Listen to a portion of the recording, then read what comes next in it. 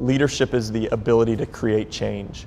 Wherever you are, whatever role you're in right now, there's some opportunity for you to initiate change, to begin to lean into the process of leading something.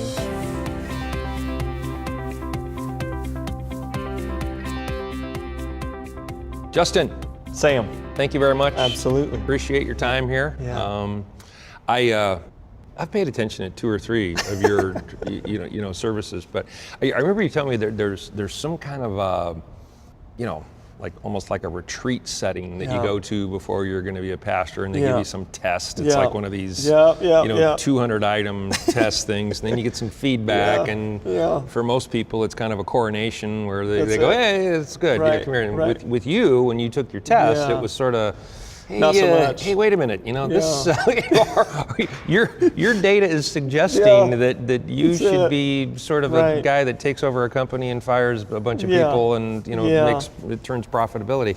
Tell me about that sort of I guess general makeup from a very valid assessment and your ability. I guess at some juncture, leadership is about saying no or about separating yourself from, okay, here's what represented the past, and here's where we're going.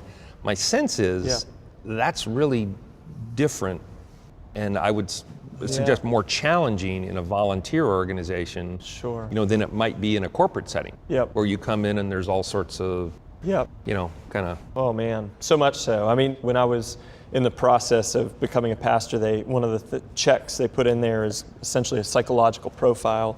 And I met with this psychologist, and his first words were actually, "I've been doing this for 20 some years, and this is the worst pastoral profile I've ever seen." I was like, "So what's the good news?" Good. Good. So there's I actually had to beg to take the test again, just to try and mitigate some of the extremes. Now, 5-10 years later, I would kind of disagree with him about his own vision of what a CEO is all about. But he had said, you look like somebody who could fire 50 people in a day and go home and enjoy your meal with your family. And pastors, you can't imagine firing anybody. And I think that's a poor stereotype on both ends. Like, I think that CEOs, the really great ones, care deeply about their people and about their organization, and those two things go hand in hand, and that would not make decisions like that callously, especially people they've invested in. And also pastors, there's this sense that pastors are real sweet, caring people that you want kind of on by your bedside, but couldn't organize their way out of a box or have no kind of ambition or drive to make change or to move things forward, but rather people who offer kind of lofty ideas and read poems and sing songs and stuff like that. And so I actually think that some of the greatest pastors are like great CEOs, that they care so much about their mission and their vision and the people who are supporting them that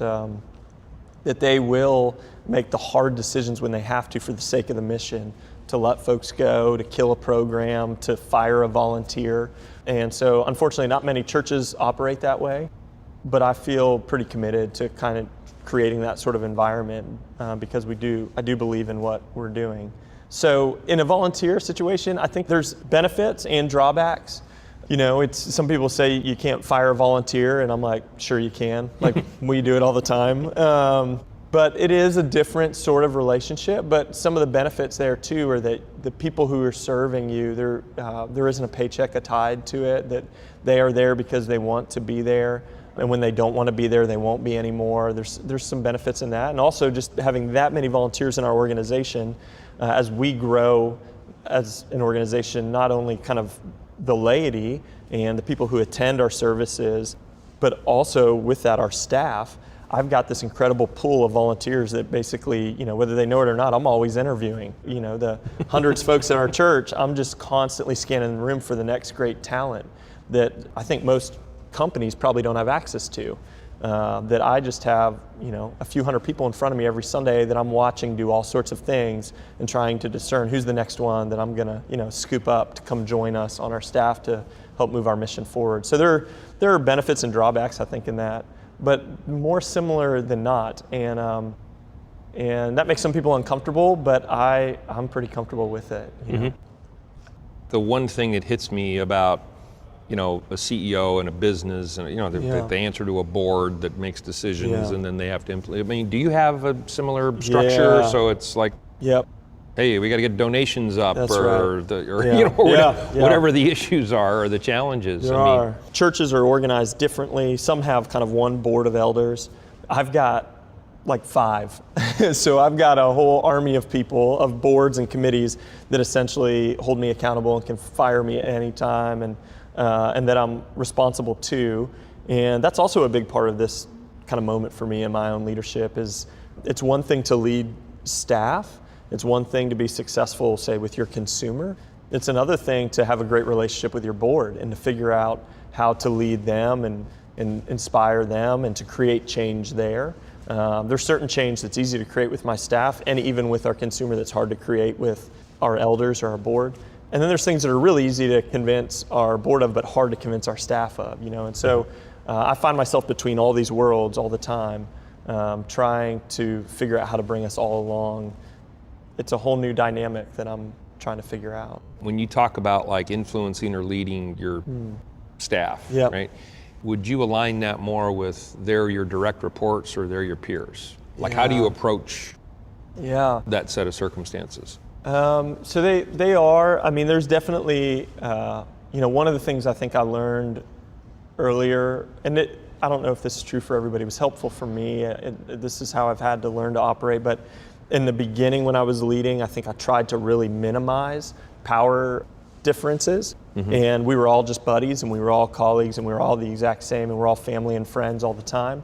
And then occasionally there would be moments where like someone had to be in charge and I would remind them that I was in charge, and it seemed to create a lot of chaos, and strife, and I thought we were friends, but now apparently, whatever. Or whenever there was any need for challenge or accountability, it was really difficult to do it because I had created a relationship that wasn't transparent or fair in the way that it needed to be. And so now I think on one hand, they know that we're all in this together, that we're all replaceable, that we're all only here for a time. There's some things that are similar across all of our positions, regardless of where you are in the organization, but also that I am charged with leading this organization and that they'll largely be held accountable to me. And so there are some processes and protocol in place there that just make that transparent. And I think that's made our relationship a lot more peaceful and appropriate in many ways. And so in managing evaluations and compensation things and making those hard decisions are a lot easier to have those conversations when those things are open and transparent. And strangely, I've found that it even incentivizes people.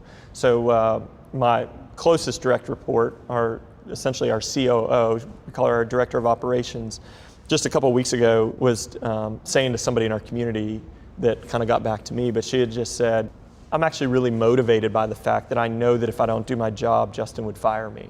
And it inspires me to show up and to be better every day. And so some of that stuff is like, I've learned to get leverage out of that rather than to create an environment that was just really cozy and comfortable for everybody and there was no real leader, but we're all just a team. But at the same time, I have to continue to create space to make sure that I'm hearing their voices and that they do have opportunities to challenge and to redirect our organization. One of the things that I'm pretty poor at that I need to get better at is, and I'm also learning in leadership. In the beginning, when it was all about vision and it wasn't about relationships, it was fine for me to be the one who was talking all the time. And now, as it's more about relationships, I find that I just have to listen more.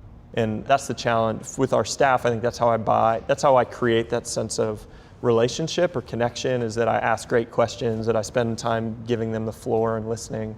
I heard a leader recently say that if you as a leader stop listening, soon you'll be surrounded by people who have nothing to say.